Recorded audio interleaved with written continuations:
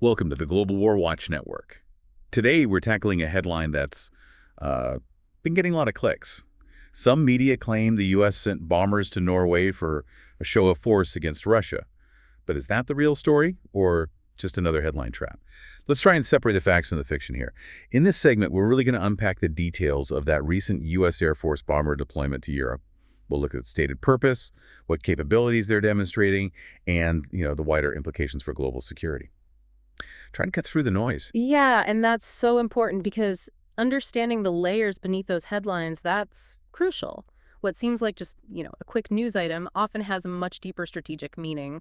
It affects alliances, capabilities, even the balance of power in the region. It's not just what happened, but why it should matter to you. Okay, so let's start with the basics then. Nail down the facts of the deployment itself. Where, when, which aircraft? Certainly. So August 9th, 2025, that's when U.S. Air Force B-1B Lancers arrived at Ørland Air Base in Norway. Ørland, right, and they came all the way from Texas.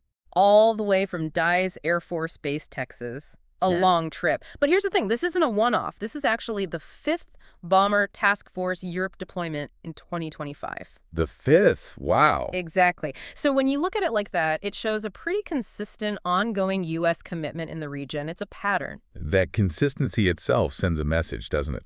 So beyond just showing up often, what's the stated primary purpose? Is it just deterrence and assurance? Well, officially, yes. Those are the key terms. Deter Russian aggression and assure allies. And we actually got some insight from a defense source on the deterrence part. They put it pretty plainly. Yeah. Said it's about demonstrating that the United States can project heavy bomber capability deep into Europe.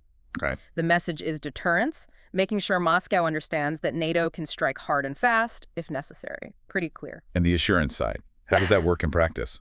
It's about building trust, really. These deployments, like the B-1Bs in Norway, they involve training with NATO allies, integrating forces, enhancing readiness together. It shows allies the U.S. is reliable, committed to collective defense, Article 5 thinking. An attack on one is an attack on all. Makes sense. But you could argue, couldn't you, that such visible deployments might be seen as, escalatory, not just deterrence. How do they balance that? That's a really good point. It's a constant balancing act, strategic communication. The idea is to deter, not provoke. So the regularity of these BTF missions, often announced, framed as routine training. It's meant to project resolve without seeming like an immediate threat. And predictable strength. Exactly. Predictable capability within that collective defense framework. It's delicate, managing perceptions through transparency with allies and clear messaging. Okay, so beyond the big picture messaging, there's the practical training aspect. What does that actually involve for the crews? Operating in somewhere like European airspace must be complex. Oh, definitely. These aren't just scenic flights. It's intense, practical training. The air crews are refining tactics, learning to be more flexible, coordinating closely with allied forces on the ground and in the air. So what kind of skills are they honing? They're working hard on the find, fix, track, and target process. Basically, the whole kill chain. Find, fix, track, target. Got it. Right. Identifying a target, locking its position, keeping eyes on it, and then simulating engagement. And they do this in complex, high-threat airspace. So they're practicing doing it fast, accurately, against simulated real-time threats. High-pressure stuff. Very. Actually, Lieutenant Eric Alvarez, he's a deployed commander for the 345th Bomb Squadron. He summed it up well. He said, this deployment allows us to train the way we fight, integrated with our NATO allies, ready and adaptive. Training like you fight. Precisely, he added. It's about building experience and trust together, enhancing readiness, and staying sharp in dynamic environments, building that muscle memory. It sounds incredibly demanding. Okay, let's talk about the plane itself, the B-1B Lancer. Why this bomber for these missions? What makes it so special? Well, the B-1B, often called the Bone, it's a powerhouse, especially for conventional missions. Its main calling card. It carries the largest conventional payload of both guided and unguided weapons in the entire Air Force inventory. The largest payload. Right. Yeah, it can carry a lot of ordnance. Precision, non-precision, globally. That capacity to deliver a massive strike quickly and accurately. That's a huge deterrent message right there. And its design is so distinctive. Those wings that sweep back. Yeah. How does the physical design help it do its job? Absolutely. The design is key. That blended wing body helps reduce drag, and those variable geometry wings, the ones that sweep, they aren't just for show. No, they let it change its flight profile. Fly fast and high to get somewhere quickly, then sweep the wings forward to slow down for better targeting or loitering. Combine that with powerful afterburning engines, and you get long range, good maneuverability, and high speed. All things that help it survive in dangerous airspace. Makes it harder to track, harder to hit. So it's fast, adaptable, carries a huge load. How does it actually find and hit targets so precisely, especially if things are moving? That comes down to its avionics. Advanced radar systems, plus a GPS-aided inertial navigation system, GPS-AINS. This lets it navigate accurately and hit both fixed and moving targets with high precision, even without ground stations helping out. Gives it a lot of independence. And it talks to other planes. Yep, through Link 16 data links. Secure digital communication lets it share real-time tactical data, see the bigger picture, and coordinate attacks within a larger strike package. Plus, cockpit upgrades help the crew manage all that information. Okay, but in those high-threat areas you mentioned, how does it protect itself? It's got a pretty robust self-defense suite. The main part is the ALQ-161 electronic countermeasures system. Think of it like an electronic shield. Jamming enemy systems. Exactly, jamming radars, confusing missile guidance.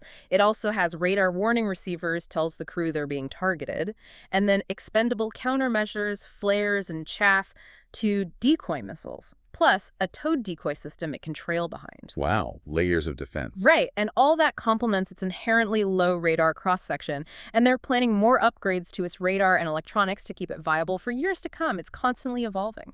Fascinating stuff. Yeah. And Air Force Global Strike Command oversees all this complex coordination.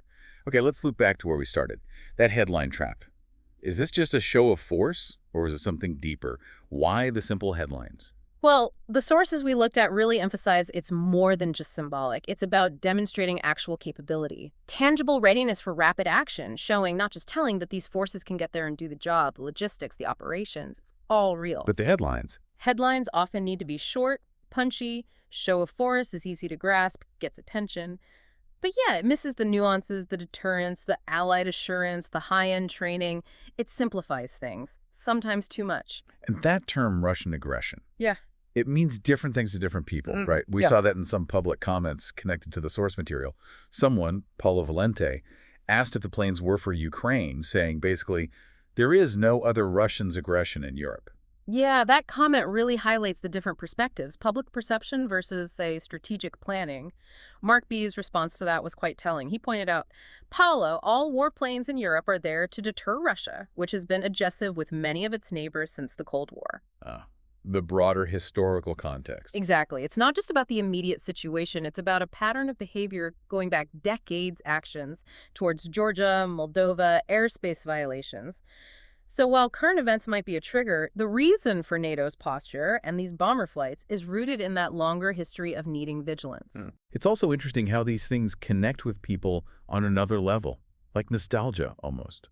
We saw comments mentioning the old Avro Vulcan bomber, talking about the UK's aerospace industry. Absolutely. These aren't just abstract military moves. They tap into national pride, collective memory, especially in places with strong aviation histories. Seeing these powerful aircraft can evoke feelings of security, national capability.